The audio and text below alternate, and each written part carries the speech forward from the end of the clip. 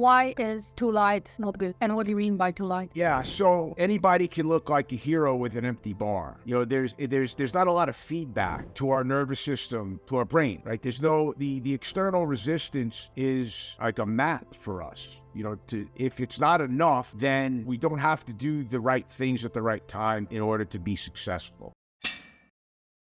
Welcome, Sean, to Evidence Strong Show. It's my pleasure to have you. If you could briefly introduce yourself. Hey, Alex. My name is Sean Waxman. I'm an international coach with USA Weightlifting. Been involved in the sport for 30, this is my 30th year. I was an athlete. I started, I think my first meet was like 91 or 92. I don't even remember back that far. And I started as an athlete, but I got into the sport wanting to coach. Not necessarily weightlifting, but strength and conditioning. And I went to weightlifting so I can learn how to do all the lifts with precision and really have a visceral understanding of what these lifts, not only how to do them, but how they feel and how they change your homeostasis and going through that process, that developmental process. I was really curious. So I can then better use that information to help make my athletes better. But I actually got pretty good at weightlifting pretty quickly. And I kind of fell in love with it as a sport and competed full time. I molded my whole life around training and competing for 9 years. And was it fair or good? I don't know, one of those two. I never made an international team, came very close a couple of times, and started coaching strength and conditioning and my first 13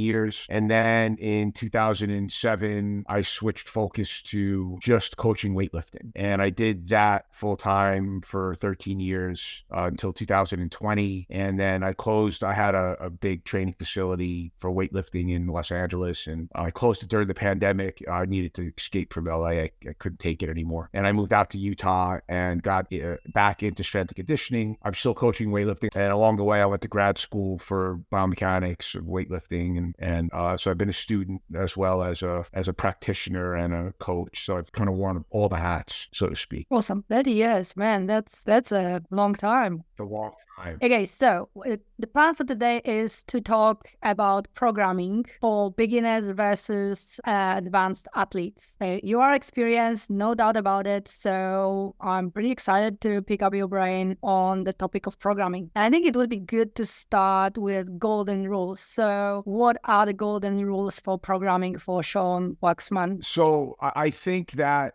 depending upon where you're at in the journey, I think there's certain rules that are the same, certain rules that are slightly different. Regardless of where you're at in the goal is to develop as close to perfect movement as the body and the brain will allow. And how you do that is going to differ based on multiple factors, right? The talent being the most important one. The talented athlete can overcome bad coaching a lot better than an athlete that isn't talented. It doesn't mean that the less talented athlete can't achieve high level. It's just, it really, that's where good coaching will come in. So I think the ability to teach rational technique is the most important thing. And then it's how do you, in the era of drug testing, how do you develop athletes and continue their progress, past that 4 or 5 years without drugs and without killing. So I think that, I don't know if those are rules, but those are really the most important elements of developing really any athlete, but we're talking about weightlifting. So, I think that you got to keep athletes training. The most important training day is the next day. So the decisions that you make on any given day shouldn't negatively affect the next training day. It doesn't mean that they're not going to be beat up or sore or whatever, but it can't be to the point where they have to alter their training significantly. So I guess paying attention and the most important training day is the next day. Those are my 2 rules and I'm sticking by it. All right. So let's say we go through, let's start with a young athlete, 15-year-old boy coming to your gym, good athlete in general, I don't know, playing football a little bit and running pretty fast, and he looks good. He's excited about learning weightlifting. How would you program for him? Yeah, so assuming assuming they come with, they can hit all the positions, right? They can overhead squat, they can front squat, they can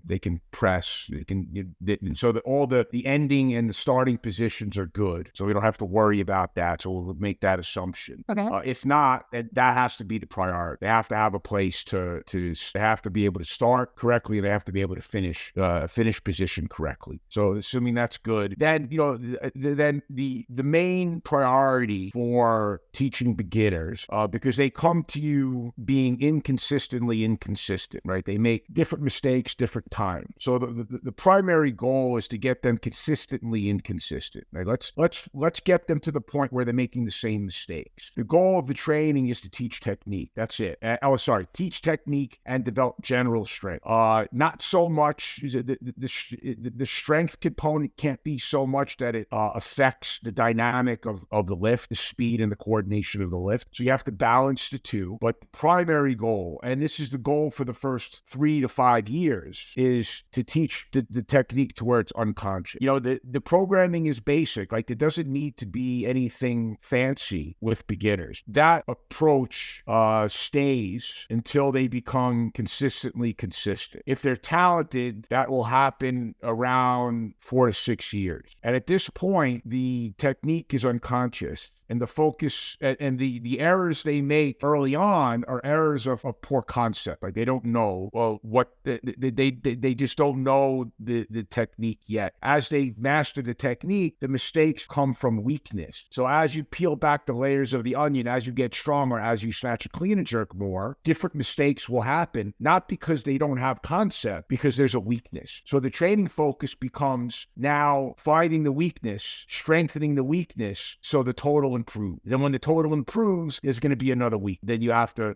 so the programming is always moving in focus. But the skill that the younger athletes are trying to develop is consistency at any weight, right? So you see inconsistencies through all the intensity ranges in the beginning athletes. So when those inconsistencies start to go away, then they're starting to pass over into the next developmental phase. With advanced athletes, those mistakes don't start to occur until above 92 or 93%, generally speaking. Then they're just tired, or it's heavy, or something's weak. But up until that point, every lift, the same, 60%, 70% the same, 80% the same, 90% the same, 92, 93, now we start getting in, so early on, it's teaching technique. Later on, it's finding the weakness and strengthening the weakness once technique is unconscious. So how often would you ask the young athlete to come and train specifically weightlifting with you? Depends on the age. So, this depends on biological age, right? Not so much chronological age. So biological age, when they're very young, pre-puberty, right around puberty, you still want them doing other things. So weightlifting is a part of the bigger picture. And a lot of it's just technique. So you want them doing gymnastics and jumping and running and all these other things, and learning how to snatch and clean it. Now, if they're 15, like you had mentioned, 15, 16 years old, now you got to make a decision. So when they're younger, I want them training every day something. When they're older, I want them primarily doing weightlifting. I think 4 to 6 days a week, depending upon their attention span. But that also includes other things. So within the weightlifting day, there's jumps, there's sprints, there's handstand walks, there's different athletic movements built into the training, when they're post puberty or right around, finishing puberty, when their attention span is good. When they're young, you have to plan on 20 to 30 minutes of technical training at the most. Then they're going to be climbing the wall. So with the cognitive ability to focus is a big trigger for how much weightlifting training they can do. Because if they can't focus, then the technique, then they're going to make technical errors, and you have to correct those right away when they're young, because whatever they do all the time is what they're going to do when they're not thinking about it in competition. So every lift needs to be, it's like building a spinning clay. You have to, you put your nail in the wrong place and it throws the whole thing off, right? So you have to be very careful about how you mold them. I don't don't let my athletes miss very often. If they miss, it's not because I don't want them to build the habit of missing. So whatever the habit they develop in training, especially with my young athletes. So it's not like I have them go light. I just pay attention to put them in situations to succeed. And I also introduce failure as a lesson, and we learn from it, like as a lesson to be learned. And failure is good if you're controlling it. So if the only thing they know when they touch the bar, and the only thing they expect is success, then that's going to catch. And when they're in the white light moment on the competition stage, and they're not thinking about all the things, they're thinking about making the lift. The only thing they have to draw from is success. In training, it's about perfection, as close to it as you can come. And when they're not there, you have to get them back there, which means you're taking the weight down, taking it up. I mean, too light is no good either, right? So it's cultivating. Why is too light not good? And what do you mean by too light? Yeah, so anybody can look like a hero with an empty bar. There's not a lot of feedback to our nervous system, to our brain, right? There's no, the external resistance is like a map for us. If it's not enough, then we don't have to do the right things at the right time in order to be successful. When it's too much, it alters the dynamic of the lift. It slows it down. The coordination is off, and that's not good either. So you have to really you have to watch that, is it the right weight? Well, are they consistent? Now they can be consistent with too light. So it can't be just, are they consistent? I guess it's in the eye of the coach. Like, you do this long enough, you can see that they're struggling just enough. I know, like, if they're talking in between, like if they're just all chatty and in between sets, it's probably not heavy enough. It's just, it's one of the, it's not the indicator, but like the way the bar moves, the way they move, do they have to struggle? Struggle doesn't have to mean sloppy. It just means struggle. Do they have to focus? Do they perceive it as hard? If they perceive it as hard, that's great. And if they perceive it as hard and they're still able to be consistent, then that's the right weight. So with young athletes, I try to pick weights that they're able to be consistent with for about 20 minutes to a half hour for an exercise. Because you probably have an hour and a half of training, 2 to 3 exercises, major exercises, and then your supplemental work, which they can be tired at that point. But if you're teaching, they have to be fresh. Okay, so could we go through the session? If you have this lifter coming on, how would you structure the session? Yeah, I've taken a couple of different approaches. Generally, we're going to work on 2 technical elements, maybe, snatch and clean, or snatch and jerk, or clean and jerk early on, right? So I think two of the technical elements, and then, the strength stuff, it depends. Are they strong already? I was really strong at 15. So if I went into weightlifting, I wouldn't have needed a ton of strength work. But if that's, so I think it depends. But nervous system isn't as important as you get to the 40 to the 60-minute mark of a training session, right? But in the beginning, you're going to do the most challenging things. Generally, it's going to be a snatch related exercise first, if that's what you're doing. I've done both snatch and clean and jerk on in the same session. Sometimes it's a snatch focus session. Sometimes it's a clean and jerk focus session. I think it depends on the athlete.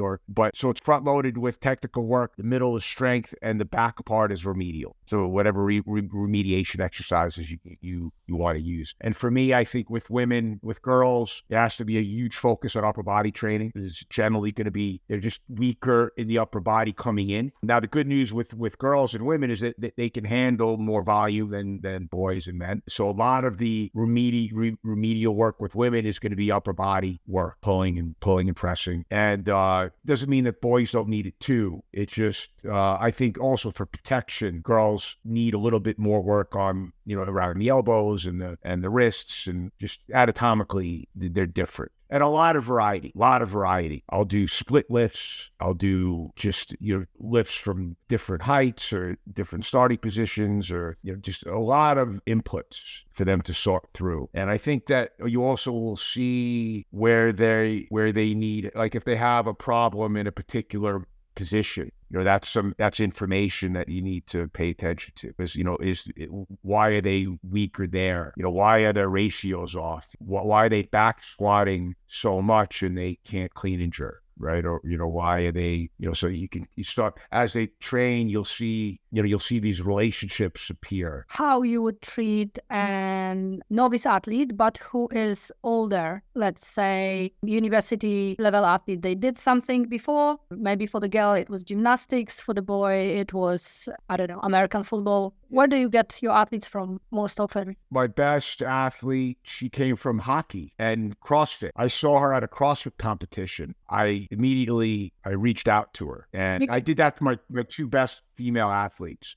Actually, I saw the one at the CrossFit competition, and I saw another one. I saw a video of her squatting, but the way her body type and the way the bar interacted with her and her athleticism, I reached out to her. I said, look, you gotta be weightlifter. I'm pretty good at identifying talent in that way. And my best male athlete who I have now, he comes from track and field. He was a 100-meter. My best female athlete now, well, she's an interesting story. Kat, she started in judo, pole vault, and rowing, and then she came to weightlifting for me, and now she's on the national team for short track cycling. Wow! So she transitioned to short track cycling. If I could have my perfect athlete will come from either, and for different reasons, either gymnastics, diving, or pole vault. I like those three sports for different reasons for choosing out. Okay, so you spotted your athlete, they are keen to come. How would you start them? So, I think injury history has a lot to do with where their entry point is into the sport. That's always, especially if they've been at a high level in any sport, really, and they're an adult at this point, they're in their 20s, they're going to bring some problems, physical problems with them. So, I think you have to, and I would take this approach with any athlete, but especially with them, is, you have to really figure out what the capacity for training, before they break. So I think that to establish where your boundaries are as far as how much volume they can handle in total and in the clean and jerk and in the squats. Because those are the clean and jerk is the thing that's going to beat you up the most. You could snatch all day. It's not going to beat you up. Not like the clean and jerk will. And I'm a big believer in minimum effective dose, right? So yeah, but by finding somebody's capacity, then you can figure out what the minimum effective dose is. You're not going to have to do more. This is where, I start to, with older athletes, I like using velocity measurements on squatting because I don't want to give them any more squatting than they have to have. So I think you can really give them exact,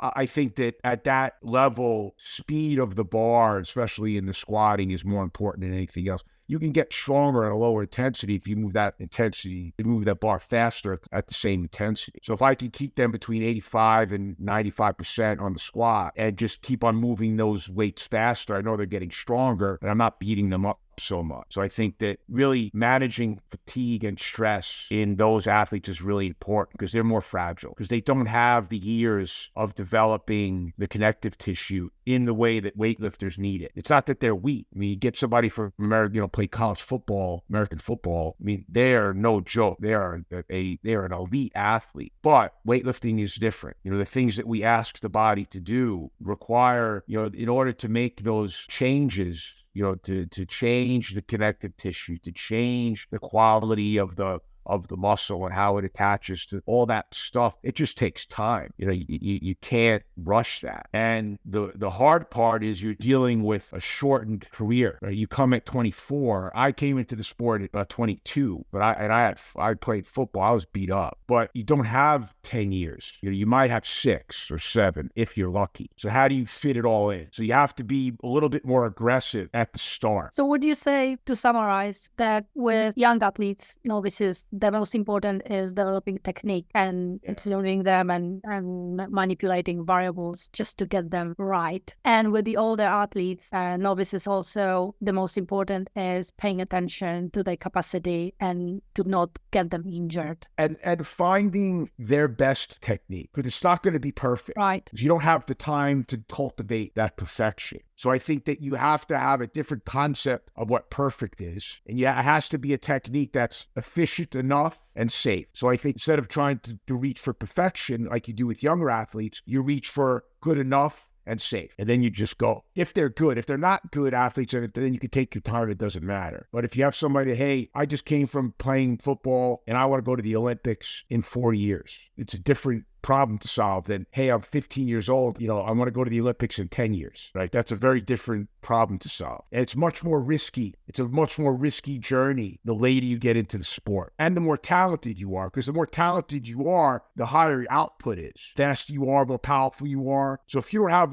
if your positions are off, you can have this crazy output, you can hurt yourself. When you stink and you're slow and not powerful, it's almost impossible to hurt yourself like that because you don't have enough output. So those are some of the big differences as I see it. Okay, we talked a little bit about intensity, volume. Any comments on exercise selection, young athlete versus older athlete, both beginners? Yeah, I think that, so for young athletes, I think variety all the time, large variety of exercises. As you get better, I think the pool of exercises that you choose from, the variety is less per training session. Doesn't mean you don't use those exercises. You might rotate them in, but as you get better, the focus has to be more on the snatch and the clean and jerk. Now, I don't believe in the old school, Bulgarian style, just snatch, clean and jerk, front squat. And I don't think that that's a reasonable approach. But, at some point, if lifting heavy weights is a skill, then you have to practice the skill. Getting better at your power clean is only or your clean from the blocks is only going to have a certain level of effect. At some point, you have to snatch, clean, and jerk heavy, and as often as you can. Now with my older athletes, I do a lot of supplemental movements, like for the blocks. I use a lot of block exercises because I find that I can train the back heavy, like deadlifting and things like that, and train the lifts heavy from the block because it gives the back a break. So I think that with younger athletes, I don't worry about that, right? So not lifting enough in anything to cause tremendous amounts of fatigue. So I guess the short answer is a lot of variety all the time with young athletes and less variety, more intensity with the older athletes. Bodybuilding is throughout the whole career. Do a lot of bodybuilding with my young athletes, and I do a lot of bodybuilding with my old athletes. I think it's a vital component to weightlifting training. Let's go into advanced athletes and how the training will change now when we are 6 years into training and you have an athlete that came to you or have been developed by you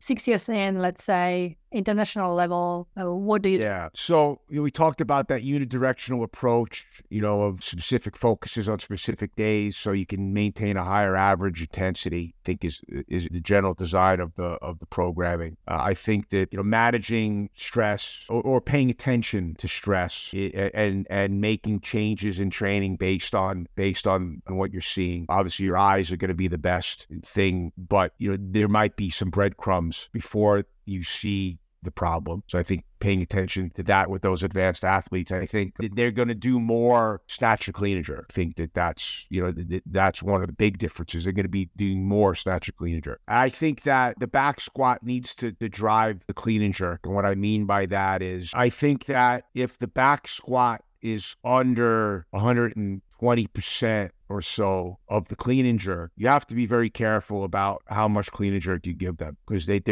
don't have the reserve strength to deal with a ton of heavy clean and jerk. So I think that when you're looking to improve the clean and jerk, I think you first have to start with an improvement in the squat, just as a protection mechanism. Because if they're operating at a lower percentage of their maximum ability, then they can handle more volume. So I think improvements in leg strength first, and then bring the clean and jerk up. I think that's an approach for an advanced athlete. I think it's a way to keep them healthier, and to be able to do heavier clean and jerks more often. I think it's one of the big differences when you're dealing with an elite level athlete. The advanced athletes is figuring out what to push, when to push it. That's all. How do you decide?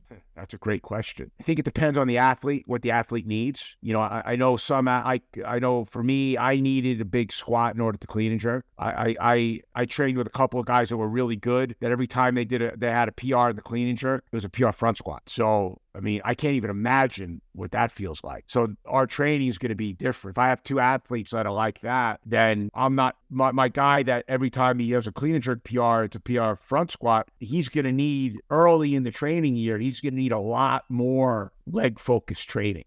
if I got a guy that's a 200 kilo clean and jerker and he's back squatting 300 kilos, I mean, how much, there's a problem there. It's not strength. So how do I get his clean and jerk up knowing that I don't need the strength stimulus? So so there's no one answer to that question. It really depends on where you feel the best allocation of stress is going to be to improve the total. Like, what's the problem? Okay, and how do you balance it with the schedule of competition, qualifying competition for big events? Because this is a factor you have to factor in too, right? Especially now. So, the first 18 months, if you're talking about somebody that's trying to qualify for an Olympic team, the first 18 months of the training year are like every other, that we've had before. But the last 18 months, they might need to compete every 6 weeks. Yeah. Which is why the traditional linear periodization doesn't work for that demographic anymore, because you can't have this big deload, because then if you have to re-compete in 6 or 8 weeks and you're out of shape because of this big deload, you don't have enough time to get into shape for the next competition. So that's why I went to these short blocks of training, 4 to 6 week complete block. So in the first 18 months for an elite level athlete, they're going to compete generally at world. Their two major competitions are going to be Worlds and our Continental Championship. The secondary competition will be Nationals. So depending upon where, so generally in the U.S., Nationals is in the summer, but so is Continental Championship. So sometimes the National Championships are the last qualifier for the Continental Championships. So generally the elite level athletes will compete in the first 18 months, maybe 2 or 3 times a year at the most for peaking competition. Okay, so you covered first 18 months now. Yeah, so first 18 months, it's going to be Worlds and Continental Championships, National Championships. The next 18 months, it depends, right? Like depending upon what qualification procedures they're going to come out with. So, you have to be ready to figure out how to, be very strategic in which meets you go in and actually peak and compete for, which ones you go in just to weigh in, so you have to really take all of that into consideration. With this, with that Grand Prix that we had, that final qualifier, it was one of the best competitions I'd ever seen. But, because you had, in some classes, you had 4 Olympic champions in one class because of the change in weight classes. That's tough because they had to throw it all on the line. And then, in 120 days later, they have to go compete at the Olympic. I mean, that's especially the bigger athlete, it's a hard thing to do. So you have to take all that into consideration. If you're fortunate enough as a coach to have an athlete that's in that position, you can't screw it up, by putting him in the wrong competitions or having him cut weight when they didn't have to cut weight or whatever. There's a lot of variables that go into that last 18 months leading up to the Olympics. So you have to make wise choices. Any other things the coaches should take into account when coaching or programming for advanced athletes? I don't know, in technique, volume, intensity, exercise selection. So you said more focus on clean and jerk and snatch. So that would be exercise selection, less variability within a session. Yeah. Or within a programming, would you narrow down your exercises? Yeah, I mean, especially, with my high level people, we're snatch and clean and jerking, we're power snatch, power clean and jerking, we're push jerking, we're doing snatch and clean from the boxes, some snatch and clean from the hang. It's not as big of a part of my program. Why you don't use hangs with your advanced athletes that much? I do. I just don't. It's not as prevalent. I think it helps with some specific problems. If your athlete doesn't have them, then I don't know. I don't know how much you need of it. I do a lot of heavy deadlifting, pulling, snatch, and clean deadlifting. I don't do a lot of extensions and things like that. I do some. I just think from a mechanical standpoint, I think it's different. I think if you want to strengthen those muscles, I think there's other ways to do it without introducing pattern that might differ a little bit. So, but I do, the heavy deadlifting is not a technical exercise, right? It's a strengthening exercise. So I don't really care about the technical part of it as much. So lift from the boxes, hang, power, back squat, front squat. I like Hatfield squats a lot.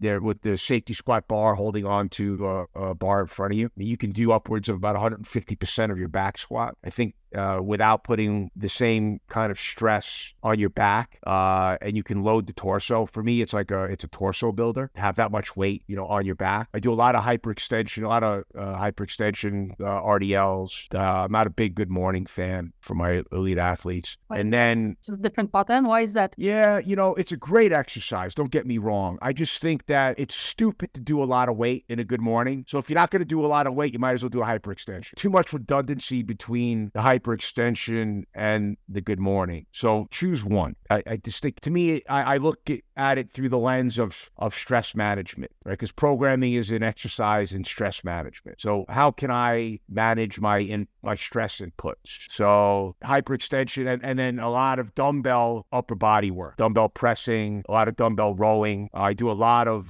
band work for the upper back, face pulls, pull aparts, presses with the band. With the band tension pulling you forward. I do a lot of high volume, 50 reps for the upper back. Do a lot of upper back supplemental work, heavy dumbbell rowing, they call it croc row. So, you're holding on to something with one hand and you're at about a 45-degree angle and you're cheating. Like you can be able to do for a male, middleweight, 150, 160 pound dumbbell. Now, I think it's great for the grip too. And that's it. Those are the exercises that I use for my advanced athletes. I'll add conditioning with prowler and things like that. Oh, push press, pressing. I don't do a lot of overhead squatting. I don't think it's that useful unless it's a confidence builder. See that with CrossFit, you had these people with these crazy overhead squats and they couldn't snatch to save their life. So I'm like, well, I don't know how big of a relation. And for me, in my training, we only overhead squatted as part of a complex. So the most we would ever do would be about 70%. So I just don't see the value in overhead squats as much unless you want to build. I've used it in the past as a confidence thing, but I will have my athletes be still. So when they catch, snatch, or anything overhead, I require them to be still. I don't want to see anything moving. So they'll pause and be still. In the jerk, anything overhead, in the jerk, even in their presses, right? We practice not just going through the range. It's get there, hold control, and then back down. So they're mindful about those ending positions. I drill that when they're young, but even with my advanced athletes, that's the expectation, because I think it gets a little bit more strengthening of the shoulders by having that isometric tension, for a couple of seconds. So you're kind of getting a little bit more development in between the cracks, in between the notes. So, but that's a big focus with my elite athletes as well. Would you do any athlete monitoring? You mentioned a little bit that with novice, older athletes, you like them to monitor a few variables in terms of their sleep and heart rate. Do you do the same for your advanced lifters? My young athletes, I want to make sure that they're sleeping and eating. It's really the most important things. And I talk to them about how to organize their life, because they don't know how to organize their life. Do they have a car? Like if they're old enough to drive, does your car work all the time? Because if you can't get to training, then you can't train. Do you have reliable transportation to training? Talk to them about how to organize their life. If they have to shop for themselves, what do you buy? How do you cook? I teach athletes how to cook, the young ones. The elite athletes, if I have to teach them that, I don't want to coach them. I just don't. Like if you can't get your shit together outside of training, you're not an elite athlete. So I don't spend time on that. If you can't do that, then go somewhere else. I'm not going to beg somebody to eat and to sleep and to, do all these things that you need to do. The 21 hours that you're outside of the gym every day, you better be able to manage that. I don't get into that with them. I encourage them to seek out a nutrition person. I have my resources but I'm very happy to share my athletes with other practitioners. I'm not like, you need to be just doing what I tell you to do. So, and I need them to I just need them to take care of themselves, because I need to know that what I'm seeing, your performance on any given day, is a result of what I'm putting on the paper, not because you have bad habits, because that adds a variable that I can't control. I can't control that. So I need to know, like when I write something for my athlete, I know how they're supposed to look. And if they don't look that way, the first thing I do is what's going on. And if nothing's going on out of the ordinary, then I look into myself and I say, okay, what am I doing wrong? Do you do comparison for heart rate variability, for example, with your... Not for the young ones. Not for the young ones. I don't do that with them. I don't do any of that stuff with them. I don't care. They're not doing anything that's going to negatively affect their heart rate variability. If they are, then I'm screwing up. I just want them to eat and sleep. And you laugh, right? But you think, oh, it's not. It's the hardest thing to do. I can't get my high school guys to sleep and eat. I can't do it. There's nothing I can do. Some of them do fine, but for the most part, it's like trying to herd cats. It is just, I got 80 kids. 80 high school football players. It is madness. Weightlifting's different, right? You don't have 80 kids. And then you have to get the parents involved if they're young enough, because they don't know, to tell them what you expect, like what you need from them. I think as they're like, when they're 15, 16, you can't have that conversation with the parents. The kids will resent you for that. They're old enough, right? They got it, they're working, they can buy their own food or at least supplement what their parents are giving them. And I tell them that too. I was like, look, you're going to eat a lot more than you were eating. You got to give your parents a break, especially if they're not, they're not wealthy. Generally, you're not going to get wealthy kids that want to do weightlifting, but it's too hard. But, talked about getting a job. I think it's important to work, to get a job or go to school, work, but make sure the job doesn't interfere with your training or keep you up at night. So these are you have to kind of teach them all this, because they don't know. Because, you want them to act like an elite level athlete, but they're not. But they can't just do whatever. And also you're setting them up for later, right? When when they're an adult. So it's got to be about development, for later. And these are all the things that you have to pay attention. Anything about technique, strength development in elite athletes? Anything else coaches should be aware of? So I guess what I'm hearing is you try something and you observe what's happening, what is the outcome, and then immediately adjust. That's your approach. Yeah, it's scientific, right? It's the scientific method. It's not just for research, it's for everything. True. Right. So, that had a huge, when I learned about the scientific method in college, it had a pretty profound effect on me. I'm like, okay, well, there's a process for this. There's a repeatable process within the chaos, right? So it's not just chaos. There's something there. There's a framework in order to be able to navigate that. So that's why it can't be rigid. It's like, here's 4 years of training, follow it. It doesn't work that way. If you look at my programming for my elite athletes, from the surface, they look similar. Because I take the unilateral approach and all that. But if you get into the details, it's different. If you count something measuring like the intensity, like the volume, right? The amount of reps and the amount of weight lifted, all that stuff it can be very different depending upon the athlete, the size of the athlete, the age of the athlete, all these things go into the details of, when you count those numbers, that's why they're different. But the structure of the training is going to be very similar for the elite athletes. It's just the devil's in the details, right? It's in the amount and how you allocate that stress, depending upon, what they need, where their weakness is.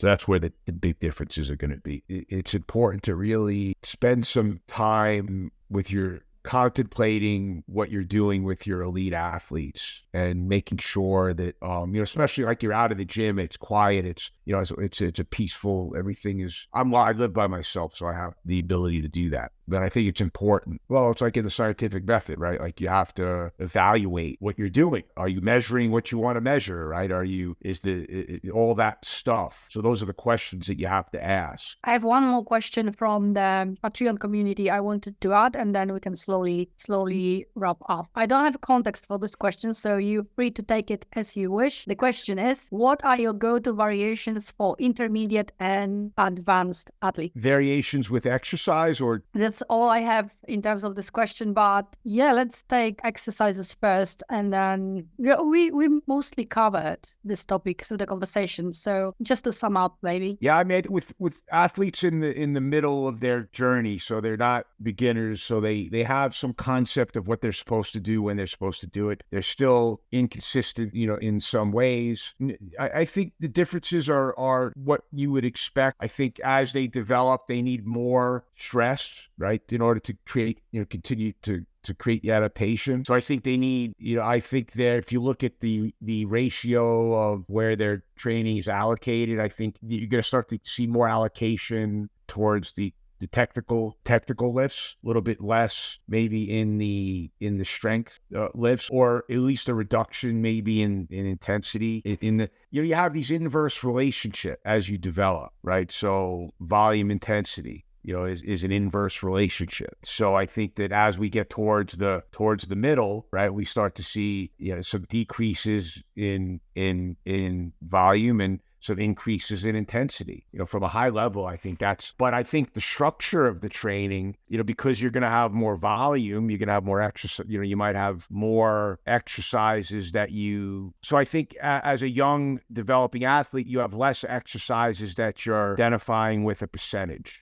so I think that as they become intermediate athletes, I think you can have more exercises that you're going to allocate a percentage to, so you can better monitor the stress on it. So I think that you're going to have more of those exercises in your training as opposed to, a young athlete. I think a middle athlete's going to have more technical work, like I said, more snatch and clean and jerk variations and snatch and clean and jerk itself. They're probably going to train more days a week. So that's another way to increase volume, is just increase frequency, right? So young athlete, maybe, real young, maybe it's 2 or 3 times a week. Middle athletes probably, closer to 4 or 5 days a week. As a young athlete, you want them to compete, maybe up to 6 times a year, 4 to 6 times a year. As an intermediate athlete, you're probably going to compete 4 times a year, because I think you need more recovery, because, if you're increasing the intensity, the volume isn't low, it's just lower. You have to put in recovery there, because they're at the point, because they're lifting enough weight for them to need the recovery. At the young age, they don't need recovery. Their metabolisms are nuts. So that's another substantial difference. And I think by that time, you're going to know what kind of athlete they're going to be. Are they doing the things they need to do outside? So I think that you'll see the ones that stay generally are the ones that are all buttoned up outside of the gym. So I think that's a big difference as well. They understand what it's like to be an athlete, what they need to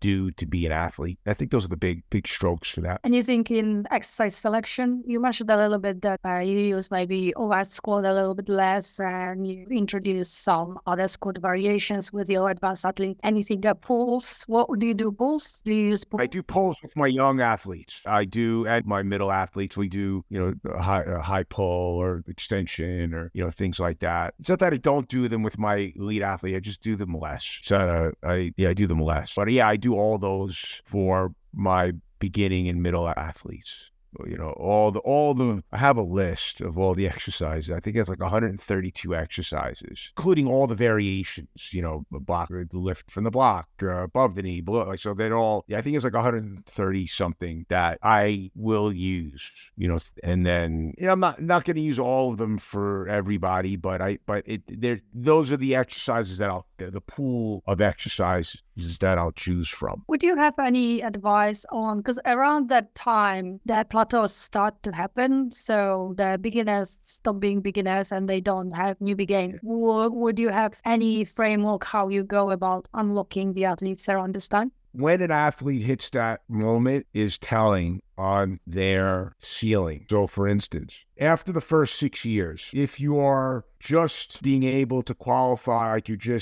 have a good meet and you qualify for nationals, that's who you are. Like you're not going to the Olympics.